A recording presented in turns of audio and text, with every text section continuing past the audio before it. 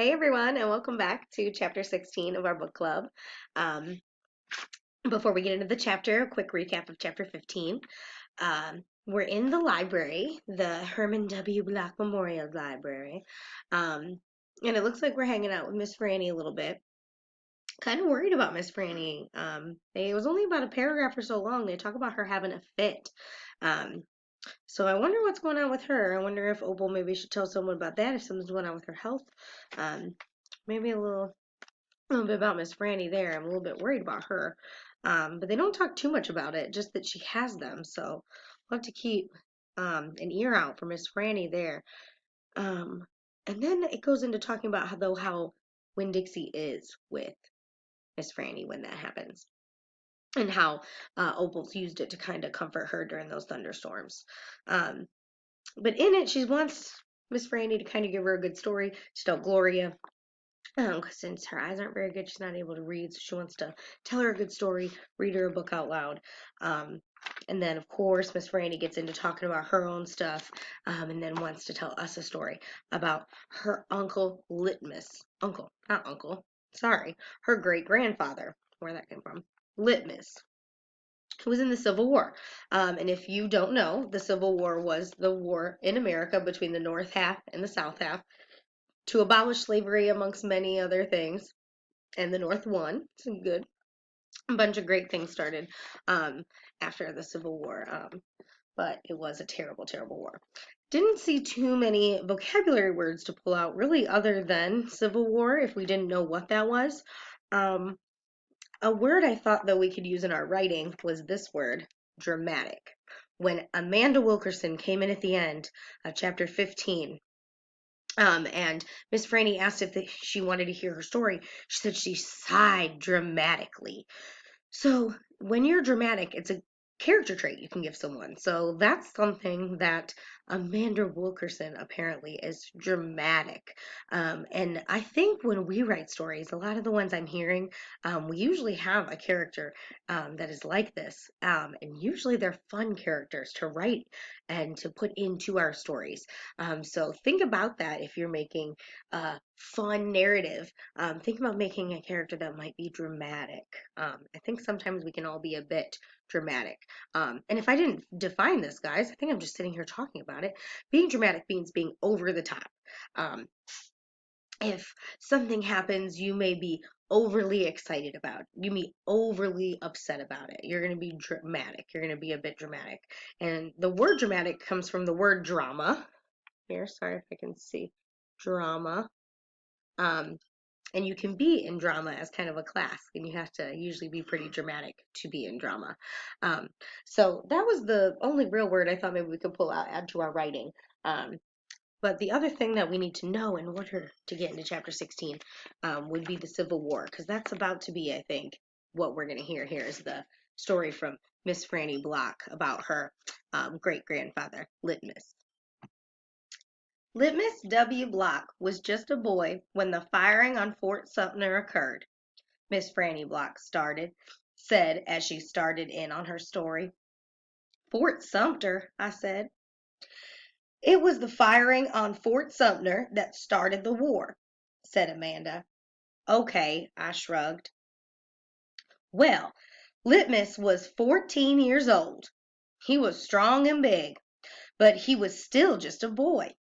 His daddy, Artley W. Block, had already enlisted, and Litmus told his mama that he could not stand by and let the South get beat, and so he went to fight too.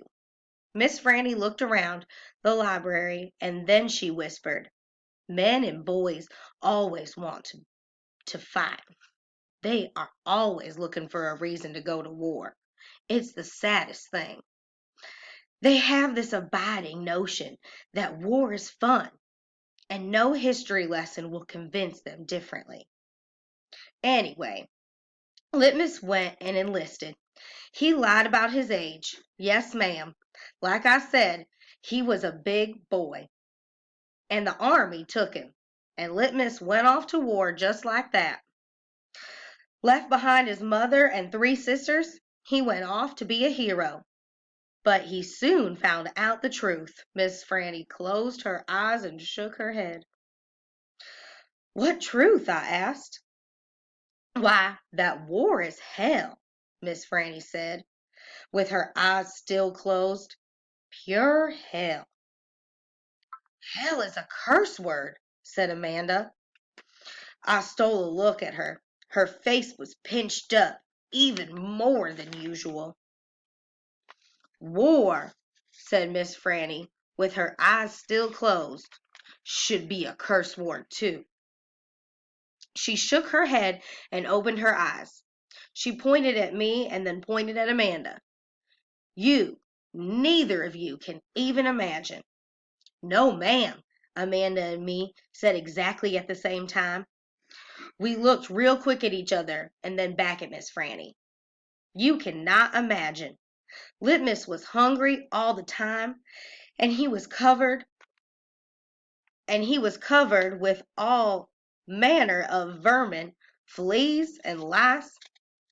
And in the winter, it was so cold, he thought for sure he would freeze to death. And in the summer, why, there's nothing worse than a war in the summertime. It stinks so, and the only thing that made Litmus forget that he was hungry and itchy and hot and cold was that he was getting shot at. And he got shot at quite a bit, and he was nothing more than just a child. Did he get killed? I asked Miss Franny. Good grief, said Amanda. She rolled her eyes at me. Now, Opal, said Miss Franny, I wouldn't be standing in this room telling you this story if he had been killed. I wouldn't exist. No, ma'am, he had to live. But he was a changed man. Yes, ma'am, a changed man. He walked back home when the war was over. He walked to Virginia all the way back. He walked from Virginia all the way back to Georgia. He didn't have a horse. Nobody had a horse except for the Yankees. So he walked.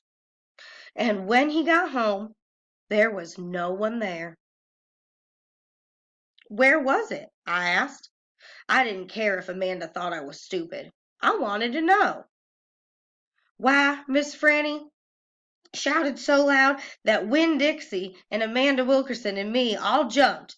The Yankees burned it down. Yes, ma'am. Burned it down right to the ground. What about his sisters? Amanda asked. She moved around the desk and came and sat on the floor with us. She looked up at Miss Franny. What happened to them? Dead. Dead of typhoid fever. Oh, no, Amanda said in a real grief voice. And his mama? I whispered. Dead, too. And his father? Amanda asked. What happened to him? He died on the battlefield. Litmus was an orphan, I said. Yes, ma'am, said Miss Franny Block. Litmus was an orphan. This is a sad story, I told Miss Franny. It sure is, said Amanda. I was amazed that she was agreeing with me about something. I'm not done yet, said Miss Franny. WinnDixie started to snore, and I nudged him with my foot to try to make him quit. I wanted to hear the rest of the story. It was important to me to hear how Litmus survived after losing everything he loved.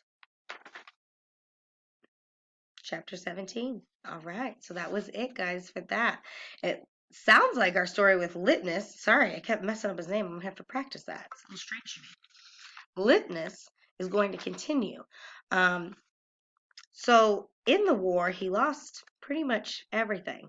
And it looks like Opal's pretty intrigued to find out, and so am I, about maybe how he brings it back around, because as Franny stated, he had to bring it back around or Franny wouldn't be here. So I'm going to get right into reading chapter 17. Remember to go and answer the comprehension questions too in between each one, and talk on that discussion post if you got things to say about our story.